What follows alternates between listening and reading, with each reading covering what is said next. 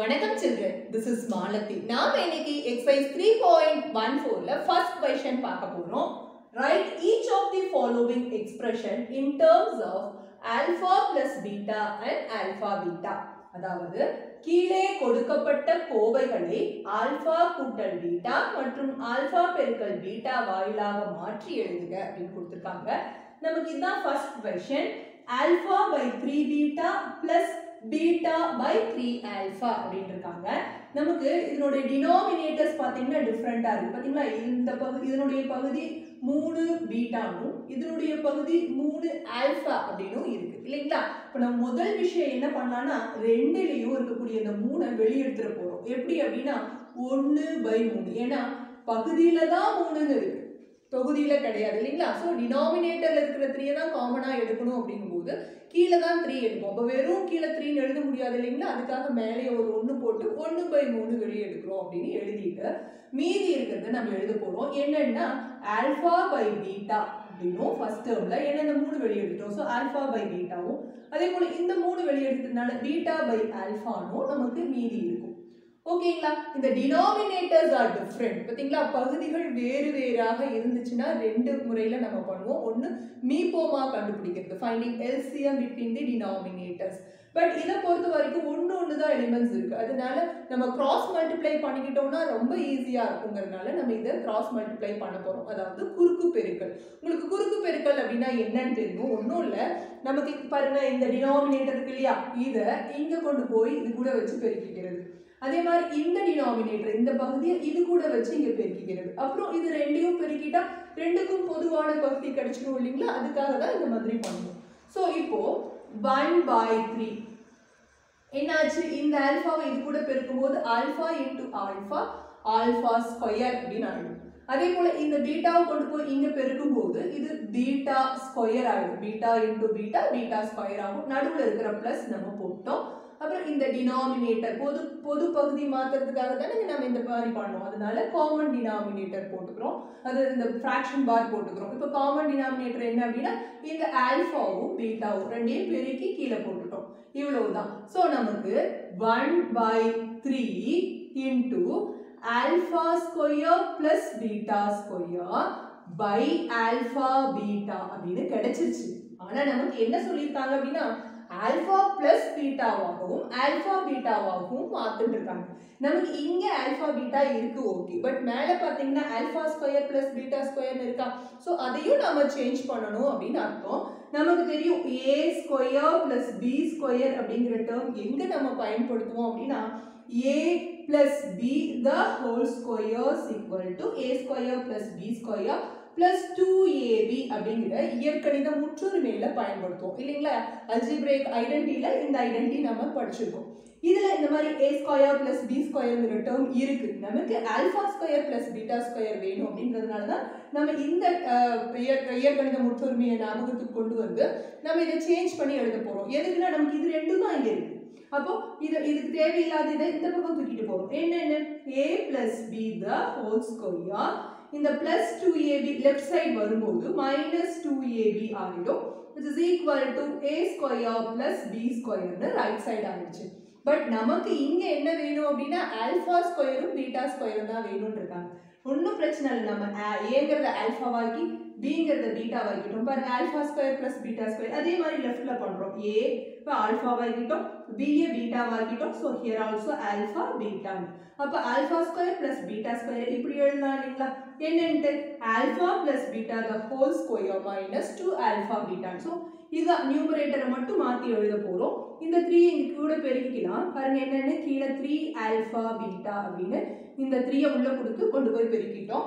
மேல இந்த alpha square plus beta ஸ்கொயரை alpha plus beta the whole square minus 2 alpha beta அப்படின்னு மாத்திட்டோம். அதாவது alpha by 3 beta plus beta by 3 ஆல்பாவை நாம ஆல்பா பிளஸ் பீட்டாவாகவும் ஆல்பா பீட்டாவாகவும் மாத்திருக்கோம். இவ்வளவுதான். அதுலயே second question 1 by alpha square beta plus 1 by beta square alpha வை alpha plus beta வாகவும் alpha beta வாகவும் மாத்த சொல்லியிருக்காங்க.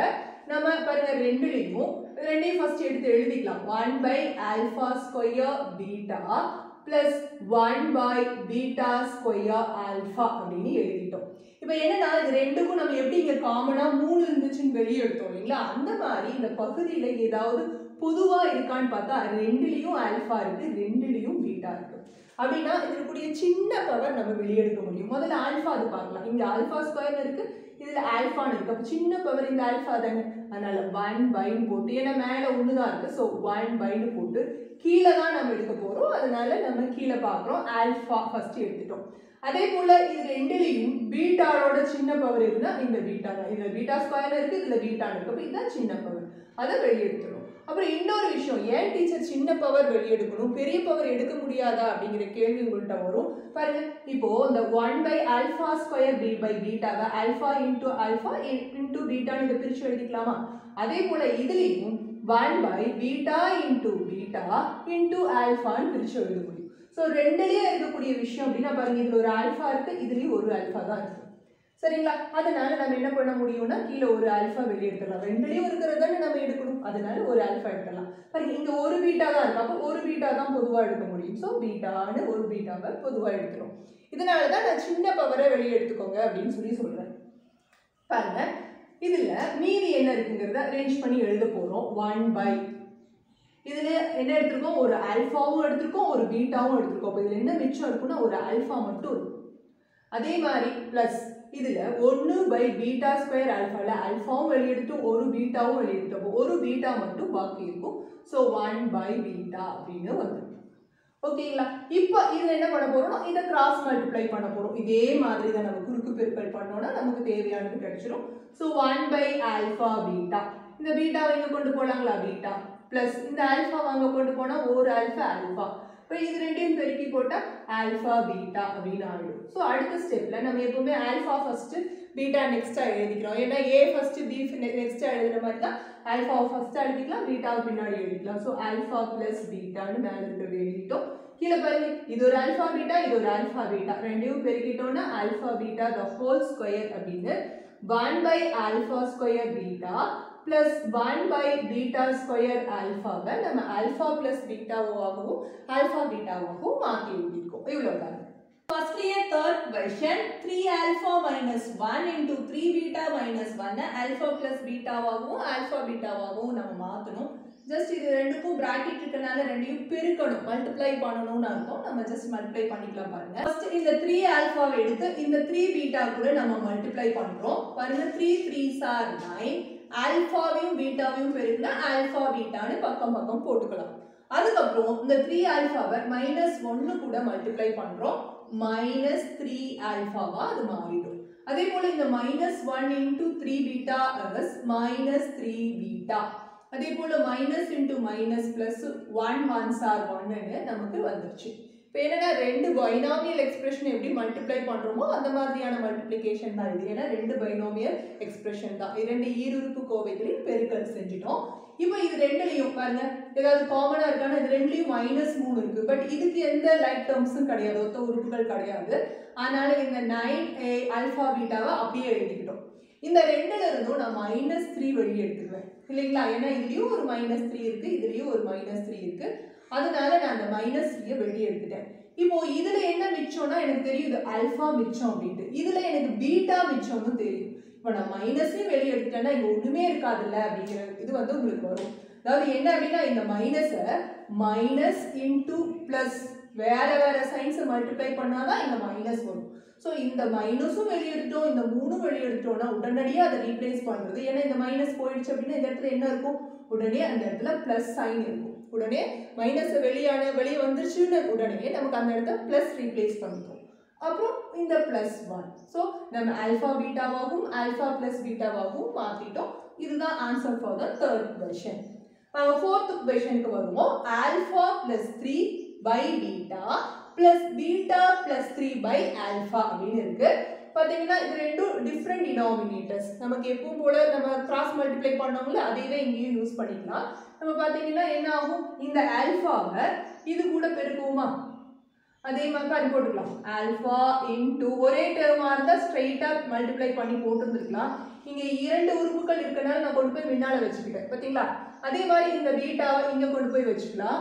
Plus beta into beta plus 3 ரெண்டு உறுப்புகள் இருக்கனால நம்ம ஸ்ட்ரெயிட்டா மல்டிப்ளை பண்ணும்போது ஏதாவது மிஸ்டேக் பண்றதுக்கான சான்ஸ் இருக்கு அப்படின்றதுனால தான் நம்ம ஃபர்ஸ்ட் கொண்டு போய் பக்கத்துல வச்சுக்கிட்டேன். அதுக்கப்புறம் நான் மல்டிப்ளை பண்ண போறேன். பாருங்க இப்போ நான் பெருக்க போறேன். பாருங்க இந்த alpha into alpha alpha square, alpha into 3 வந்து பிளஸ் 3 ஆல்பான்னு ஆயிடும். அதே மாதிரி இங்க பார்த்தா beta into beta beta square plus 3 beta அப்படின்னு ஆயிடும். கீழே என்ன இருக்குன்னா ஆல்பா பீட்டா இருக்கு. இப்போ நான் இந்த ரெண்டையும் பார்த்தா alpha square plus beta square நான் முன்னாடி எழுதிக்கிறேன். Alpha square plus beta square plus இது ரெண்டுலும் பிளஸ் 3 வெளியே எடுத்தேன்னா இதுல மிச்சம் ஆல்பா அதுல மிச்சம் பீட்டா அப்படின்னு சொல்லிட்டு பிராக்கெட் போட்டு எழுதிட்டேன். ஆல்பா பீட்டா இந்த டினாமினேட்டர் நம்ம இப்பதான் ப்ரீவியஸ் क्वेश्चंसல பார்த்தோம். அதாவது ஆல்பா ஸ்கொயர் பிளஸ் பீட்டா ஸ்கொயருக்கு ஆல்பா ஸ்கொயர் பிளஸ் பீட்டா ஸ்கொயரோட formula alpha plus beta the whole square minus 2 alpha beta அப்படின்னு. So alpha square plus beta square இருக்கிற இடத்துல நான் இதை சப்ஸ்டியூட் பண்ண போகிறேன். So alpha plus beta the whole square minus 2 alpha பீட்டான்னு இந்த ஆல்பா ஸ்கொயர் பிளஸ் பீட்டா ஸ்கொயருக்கு பதிலாக இதை போட்டாச்சு. பின்னாடி இருக்கிற இந்த 3 இன்டு ஆல்பா பிளஸ் பீட்டாவை அப்படியே எழுதிக்கிட்டேன். பை ஆல்பா பீட்டா அப்படின்னு சொல்லிட்டு எழுதியாச்சு. So therefore alpha plus 3 by beta plus beta plus 3 by ஆல்பாவோட வேல்யூஸ் வந்து alpha plus beta the whole square minus 2 alpha beta plus 3 alpha plus beta by alpha beta அப்படின்னு இதை alpha plus பீட்டாவாகவும் alpha பீட்டாவாகவும் மாற்றி வச்சிருக்கோம்.